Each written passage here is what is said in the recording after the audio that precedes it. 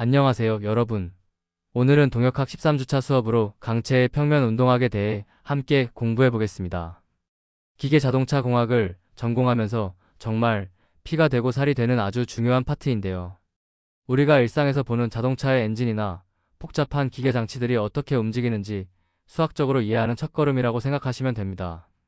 어렵게 들릴 수도 있는 강체라는 단어부터 시작해서 평면 위에서 일어나는 다양한 움직임들을 차근차근 살펴볼 예정이에요.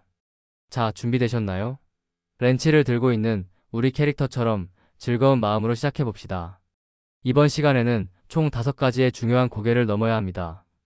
첫 번째는 강체와 질점의 차이를 확실히 이해하는 것이고, 두 번째는 고정된 축을 중심으로 도는 회전 운동에 대해 배울 거예요. 여기서 각변이나 각속도 같은 개념들이 등장합니다.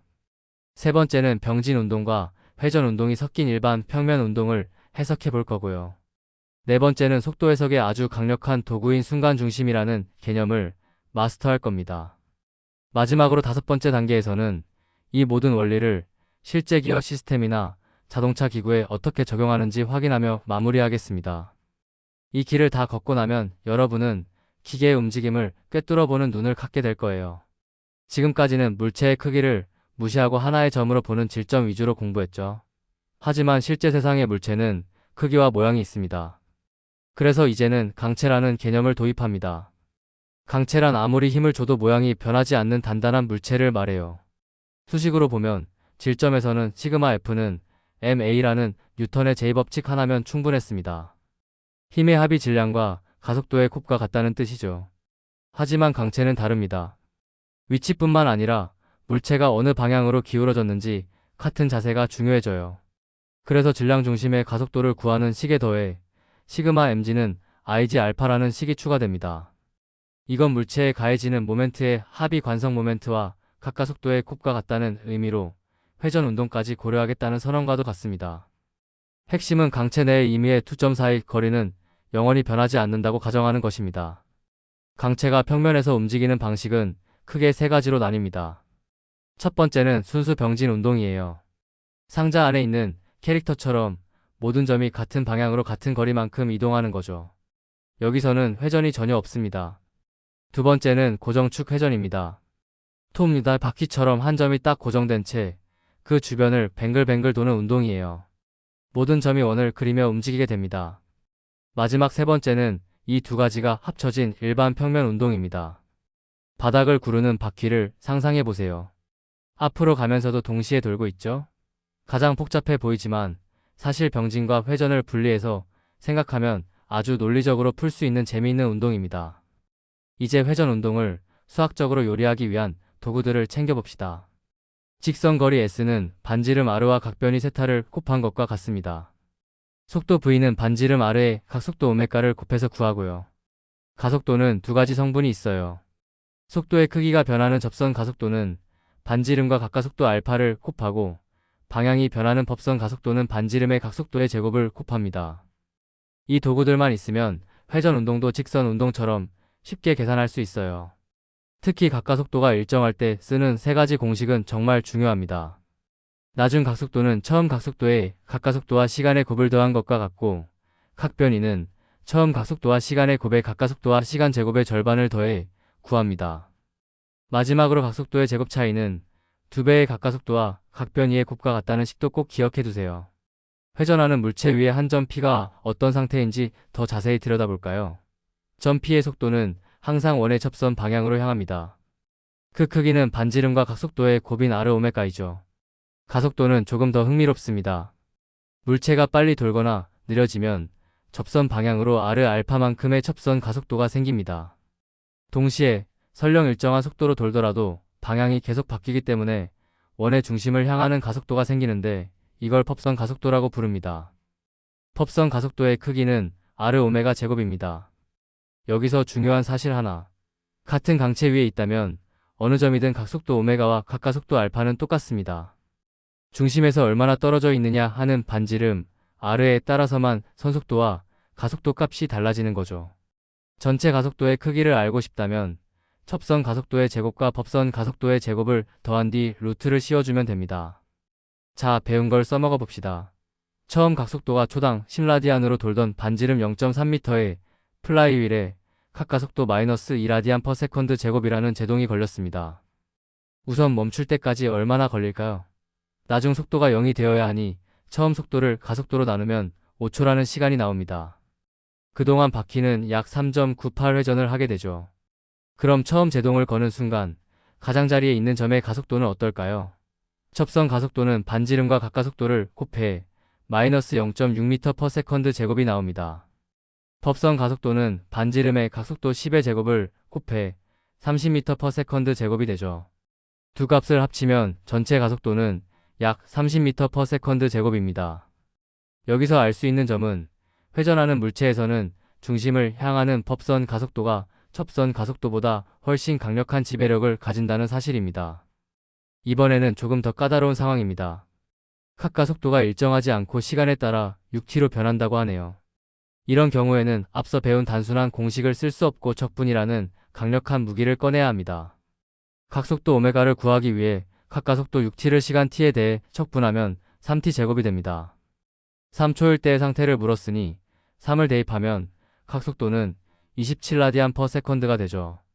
한 번 더 적분해서 각변위를 구하면 t의 세제곱이 되고 역시 3초를 대입하면 27라디안만큼 움직였다는 걸 알 수 있습니다.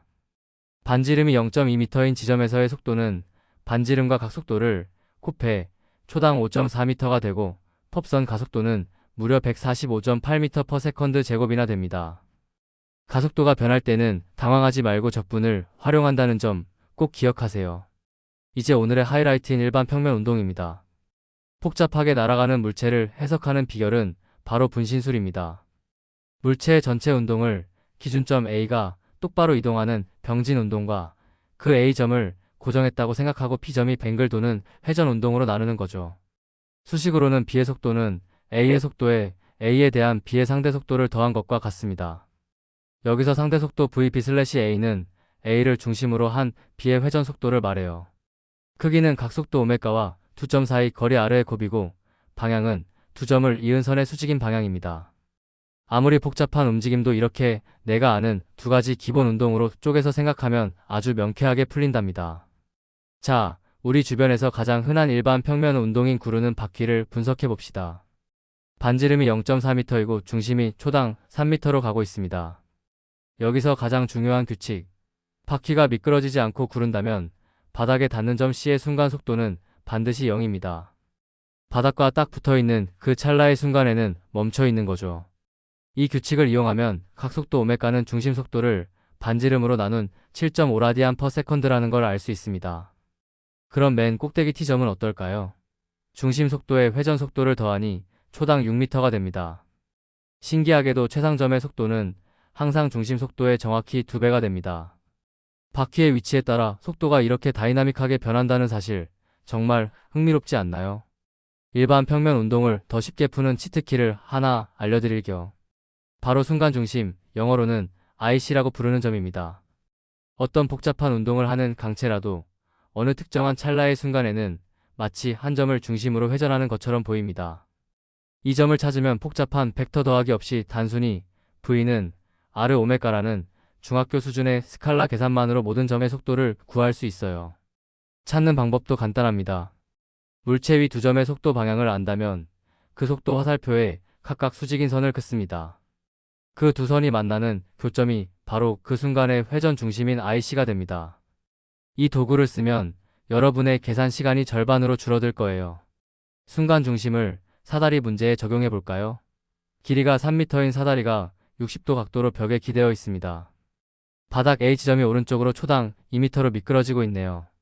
벽에 닿은 B 지점은 당연히 아래로 내려가겠죠?